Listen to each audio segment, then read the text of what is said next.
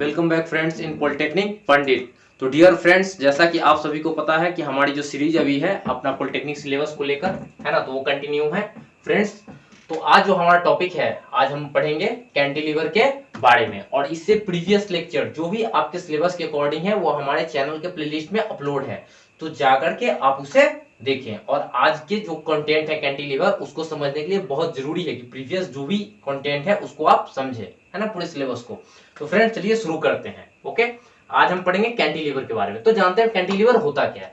तो फ्रेंड्स हम लोग डे टू डे लाइफ में कई एक बार देखते हैं अपना जो पुल या पुलिया बन रहा होता है, ब्रिज, या फिर कोई घर अगर बन रहा होता है ना, या फिर बहुत सारे जो हम स्टडी करते हैं तो वहां पर हम कैंटिलीवर को देखते हैं। तो आइए जानते हैं पहले होता क्या है कैंटिलीवर, है ना। ओके, तो कैंटिलीवर की आज हम बात करेंगे पहले। तो चलिए देखते हैं कैंटिलीवर होता क्या है ना। कैंटिलीवर, एक cantilever is a rigid, rigid का मतलब क्या है, tough, tough. Okay, structural elements that externals horizontally and support at only one end, है ना। आप जैसा कि डायग्राम में देख के समझ पा रहे हैं कि ये क्या है, एक रिजिड टफ स्ट्रक्चर है, ठीक है। इसमें वन इंड आप ध्यान देंगे तो वन इंड यहां पर देखेंगे, ये क्या है, फ्री है।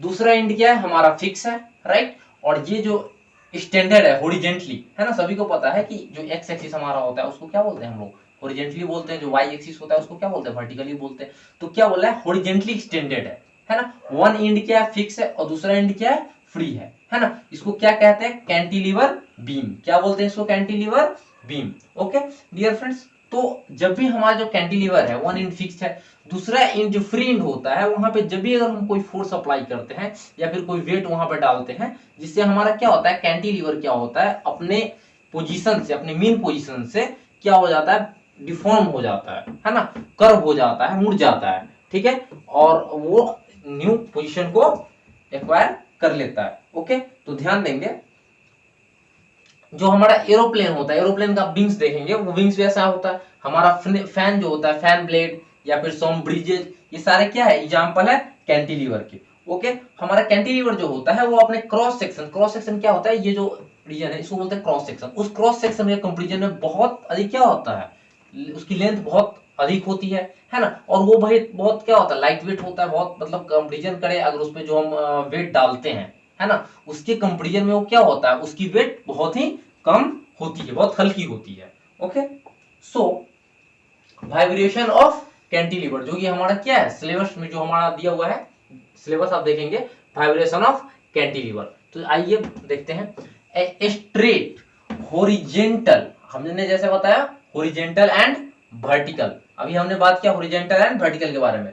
तो straight horizontal cantilever beam under a vertical load. Vertical load कहने का क्या मतलब है कि हमारा अगर ये आपका जो है वाल है, इससे अटैच्ड है ना, हमारा क्या है, कैंटिलीवर है। अब इस पे ये हॉरिजॉन्टल है, इस पे जैसे ही हम कोई वर्टिकल लोड डालेंगे, वर्टिकल कोई भी वेट या लोड या फोर्स अप्लाई करेंगे, तो हमारा कैंटिलीवर क्या होगा, अपने पोजीशन से क्या होगा, डिफॉर्म हो जाएगा, है ना। तो क्या कहता है, vertical load will deform into A curve. Deform होगा, कैसा हो जाएगा, कर्व हो जाएगा, मुड़ जाएगा। आप देखिए ध्यान दें, है ना, ये कर्व हो जाएगा, है ना।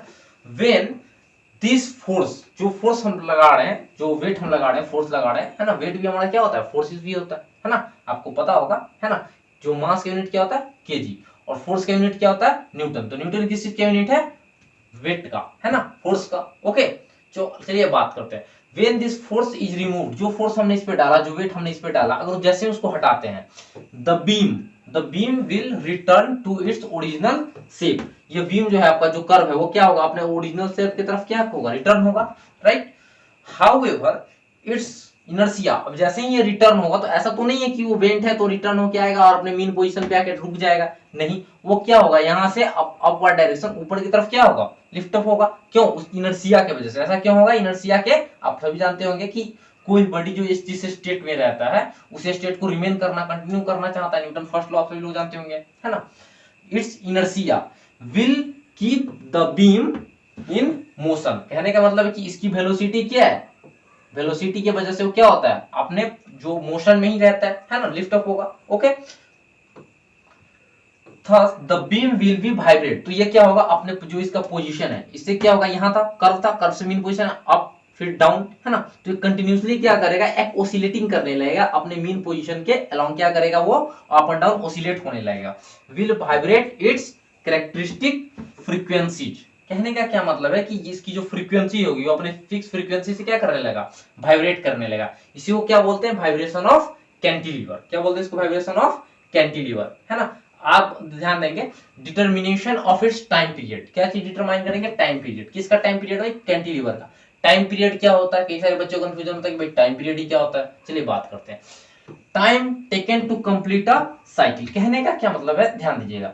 कोई भी हमारा बॉडी है, राइट, अगर इस पोजीशन से उसने रन करना शुरू कर, फिर इस पोजीशन पे पहुंचने में उसे कितना समय लगा, मतलब कहने का ये मतलब है कि जहां से ये चला फिर वहां पहुंचने में उसे जो समय लगेगा, उस समय को क्या कहते हैं, टाइम पीरियड। तो हमारा जो कैंटिलीवर था, राइट, तो डिफॉर्म था तो वो अपने मीन पोजीशन की तरफ क्या हुआ, जैसे ही वो मूव करेगा फिर क्या होगा, अब जाएगा, फिर अपने मीन पोजीशन से क्या होगा, ये नीचे डाउनवर्ड डायरेक्शन, मतलब अपने मीन पोजीशन के लॉन्ग क्या करेगा, ऑसिलेट, है ना, वाइब्रेट करना शुरू करेगा।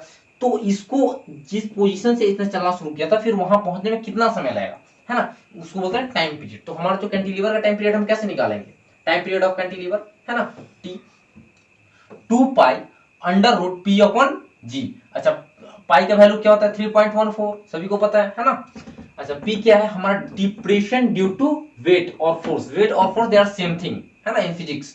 सो depression due to weight and force, है ना। तो डिप्रेशन किसके वजह से, वेट, और कहने का मतलब जो कैंटिलीवर में जो झुकाव आया, जो अपने मेन पोजीशन से क्या हुआ, झुकाव आया, उसको क्या बोलते हैं, डिप्रेशन। क्या बोलते हैं, डिप्रेशन। और हमारा स्मॉल जी क्या है, एक्सेलरेशन ड्यू टू ग्रेविटी। अच्छा, एक्सेलरेशन ड्यू टू ग्रेविटी कितना है फ्रेंड्स, 9.8, सभी को पता होगा, है ना, आप सभी को पता होगा, राइट, मीटर पर सेकंड स्क्वायर, पढ़े हैं ना भाई, ठीक है।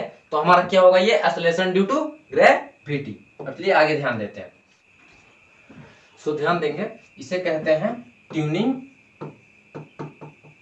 फोक। क्या कहते हैं, ट्यूनिंग फोक। ये एक म्यूजिकल इंस्ट्रूमेंट है, जो आप कहीं भी अगर म्यूजिक कंसर्ट में जाते हैं, ठीक है, तो आपको वहां पे ये आपको दिख जाएगा, है ना। वहां पे लोग इसको इस्तेमाल करके अलग अलग टोन प्रोड्यूस करते हैं, अलग अलग टोन बनाते हैं। तो चलिए इसको जानते हैं। हमारा जो म्यूजिकल फोक है, ट्यूनिंग फोक, है ना, इसके इस यू शेप्ड के पोर्शन को क्या बोलते हैं, प्रोन्स। क्या बोलते हैं, प्रोन्स, ओके। और जहां से ये कनेक्टेड है उसको क्या वो कहते हैं, बेस, ठीक है। और इसके नीचे कनेक्टेड रहता है दोनों अलग अलग प्रोन्स जो कनेक्टेड, उसको बोलते हैं सोल्जर, है ना। इस पोर्शन को कहते हैं स्ट्रीम, और यहाँ हमारा है फुट फिश, ओके। तो ध्यान देंगे हमारा जो म्यूजिक फोक है ना, तो ट्यूनिंग फोक जो हमारा है, उस ट्यूनिंग फोक का, हर ट्यूनिंग फोक का अपना अलग अलग फ्रीक्वेंसी होता है, अलग अलग टोन होता है ना, उसकी फ्रीक्वेंसी भी अलग अलग होती है, ओके फ्रेंड्स। तो हम समझेंगे सबसे पहले हमारा फोर्स वाइब्रेशन क्या है ना। फोर्स वाइब्रेशन जैसे कि आपके सिलेबस में है, सबसे पहले फोर्स वाइब्रेशन, इसके बाद हम जानेंगे, क्या जानेंगे, रेजोनेंस, है ना, रेजोनेंस और फोर्स वाइब्रेशन है यहाँ पर, है ना। और है फिर हमारा फ्री वाइब्रेशन। तो free vibration, force vibration and resonance, है ना। तो बात करते हैं सबसे पहले फ्री वाइब्रेशन की। Free vibration refer to the vibration with natural frequency. आपका जो ट्यूनिंग फोक्स है ना, अगर वो अपने नेचुरल फ्रीक्वेंसी से वाइब्रेट कर रहा है, ओके, इवन हमारा जो ट्यूनिंग फोक्स है अगर ये अपने नेचुरल फ्रीक्वेंसी से वाइब्रेट कर रहा है, इसको क्या कहेंगे हम, फ्री वाइब्रेशन, है ना। फ्रीक्वेंसी क्या होती है, the number of wave that pass a fix point unit time, है ना। एक यूनिट टाइम में कितने नंबर ऑफ वेव पास हो रहा है ना, उसको क्या कहते हैं, फ्रीक्वेंसी, ओके। तो फ्री वेव हम समझ के अब बात करते हैं फोर्स वाइब्रेशन की, है ना। फोर्स वाइब्रेशन, और उसके बाद हम लोग क्या पढ़ेंगे नेक्स्ट में, रेजोनेंस, है ना। तो जो हमारा फोर्स वाइब्रेशन है, जो हमारा फोर्स वाइब्रेशन है, ये क्या होता है, इस बात को समझना बहुत ही जरूरी है, ओके। क्योंकि बहुत सारे बच्चों को कंफ्यूजन होता है कि फोर्स वाइब्रेशन और रेजोनेंस होता क्या है। तो चलिए बात करते हैं फोर्स वाइब्रेशन की। फोर्स वाइब्रेशन कहता है the vibration of body, the vibration of body due to external periodic force. जैसे हम ध्यान देंगे हमारे पास दो ट्यूनिंग फोक है ना, एक का नाम ए है और दूसरे का नाम बी है, ओके। तो कहने का क्या मतलब है कि अगर हमारा जो फर्स्ट ट्यूनिंग फोक्स है, अगर इसे हमने स्ट्राइक करा, तो ये अपने मीन पोजीशन पे क्या होना, वाइब्रेट होना शुरू हो जाएगा, राइट। अब इस जो वाइब्रेटिंग हमारा जो ट्यूनिंग फोर्क है ए, इसको ले जाकर के बी के साथ क्या करेंगे, टच करेंगे। तो इसके फोर्स से, इसके एक्सटर्नल फोर्स से जो हमारा ट्यूनिंग फोर्क बी है, ट्यूनिंग फोर्क जो है हमारा बी नंबर, ये भी क्या होगा, बी भी वाइब्रेट करना शुरू हो जाएगा, है ना। तो क्या लिखता है, due to external periodic force, मतलब बाहरी विथ डिफरेंट फ्रीक्वेंसी। अब सिंपल सी बात है, हमारी जो अलग अलग ट्यूनिंग फोर्क्स है, दोनों की जो फ्रीक्वेंसी भी क्या होगी, डिफर करेगी, अलग अलग फ्रीक्वेंसी, इसकी वाइब्रेटिंग फ्रीक्वेंसी डिफर अलग होगी बी से, है ना। तो इसको ले जाकर जैसे टच करेंगे, दोनों अलग अलग फ्रीक्वेंसी, डिफरेंट फ्रीक्वेंसी वाइब्रेट करेगी। इसका मतलब क्या है, it means natural frequency of body differ than external frequency. ये जो हमारा बॉडी बी है, हमारा जो ट्यूनिंग फोर्क बी है, इसकी नेचुरल फ्रीक्वेंसी है ना, डिफर है, मतलब अलग है, किससे, जो हमारा एक्सटर्नल फ्रीक्वेंसी किसका, ए का, उससे क्या है, अलग है, डिफर है। ओके, अब बात करते हैं रेजोनेंस की, है ना। रेजोनेंस क्या होता है, it is the phenomena of force vibration. Phenomena of force vibration, force vibration क्या था, एक्सटर्नल, जैसे जो हमारा क्या देखिए हम, ए और बी, है ना, दो ट्यूनिंग फोर्क था, है ना। तो ये जो हमारा ए नंबर है, ए वाला जो ट्यूनिंग फोर्क है, इसने क्या किया, जब बी नंबर का जो ट्यूनिंग फोर्क है जैसे ही इसके पास आया, तो क्या किया, इसको वाइब्रेट करना शुरू किया अपने एक्सटर्नल फोर्स की वजह से, है ना। तो ये भी क्या है, एक्सटर्नल फोर्स है। देखिए ध्यान दीजिए, it is the phenomena of force vibration having the natural, क्या है ना, ये भी क्या, फोर्स वाइब्रेशन है, natural frequency of the body equal to the frequency of the external periodic force. कहना क्या चाह रहा है, कहने का क्या मतलब है कि इस बॉडी जो हमारा बी है ना, इसकी नेचुरल फ्रीक्वेंसी जो एक्सटर्नल बॉडी, जो एक्सटर्नल फोर्स अप्लाई हो रहा है, उसकी फ्रीक्वेंसी के बराबर होगा, यानी कि ए और बी दोनों की फ्रीक्वेंसी क्या होगी, सेम होगी। और जब दोनों की फ्रीक्वेंसी सेम होगी तो दोनों का जो टोन होगा, दोनों का जो म्यूजिकल टोन होगा, वो क्या होगा, सेम होगा। दोनों की फ्रीक्वेंसी जब सेम है तो दोनों की म्यूजिकल टोन और एम्पलीट्यूड क्या होगी, सेम होगी। जब ये सेम होगी तो दोनों की टोन मिलकर के एक हाई, दोनों की टोन मिलकर के एक हाई, है ना, टोन और हाई एम्पलीट्यूड की म्यूजिक प्रोड्यूस करेगी, है ना। तो इस केस को क्या कहते हैं, रेजोनेंस। क्या कहते हैं, रेजोनेंस। तो डियर फ्रेंड्स, हमारा ये लेक्चर